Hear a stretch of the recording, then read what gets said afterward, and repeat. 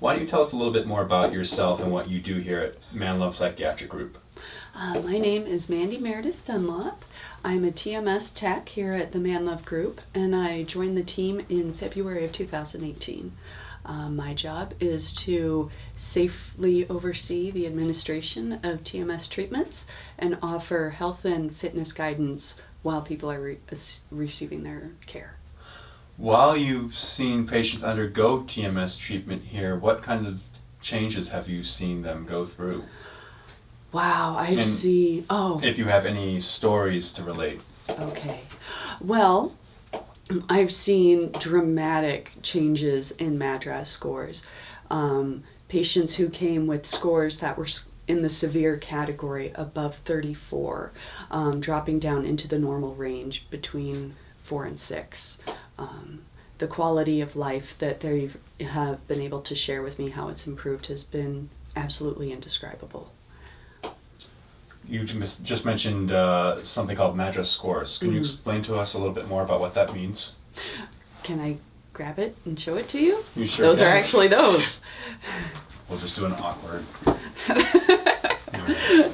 All right. Well, here at the Manlove Group, we use the Montgomery-Åsberg Depression Scale as a gauge to determine who's right for treatment, and also as a way of charting their progress. With our MADRS, it's just 10 questions gauging everything from how sad they appear to their level of suicidality. With our MADRS, 34 and above is considered severely impaired by depression, and a score of 6 or below is considered within normal range.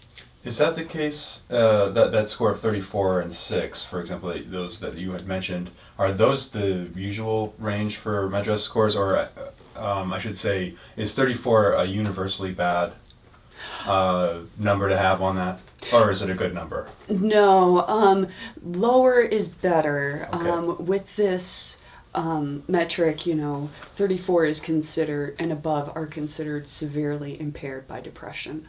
And it's kind of like golf, you want to have a lower score, the lower the better. 6 to 0 is considered within the range of normal functioning. How often do you administer the questionnaire? At least weekly. Weekly, okay. Are there any other questionnaires that they take? Not from me, no. Okay. What about the practice? Do they administer other questionnaires to measure progress?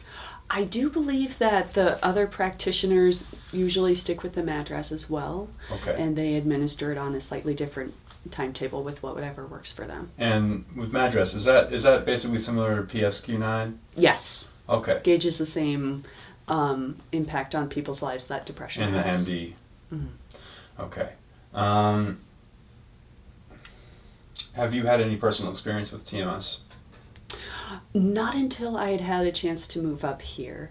I come from a background of working in a residential treatment center for almost 15 years in Utah, and I wish it was something that had been available to the students that I worked with there.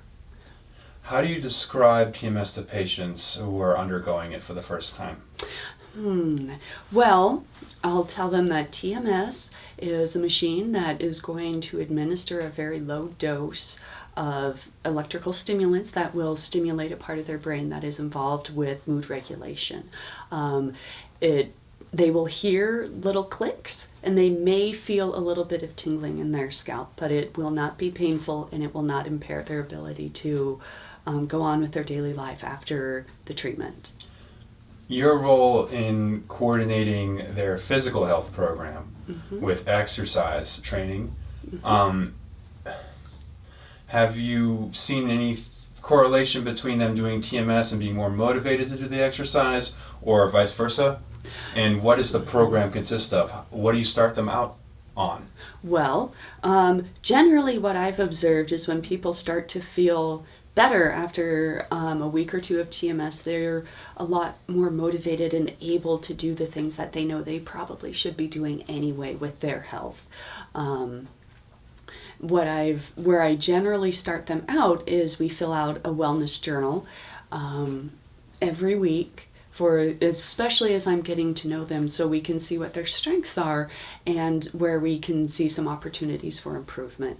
My general guideline and recommendations is that we shoot for at least half an hour of exercise, preferably closer to an hour, 4 to 6 days a week. And if it's strength training, if it's aerobic exercise, walking, dancing, running, swimming, whatever it is that brings them joy and that they're able to stick with is what I recommend. Okay, good. Cut.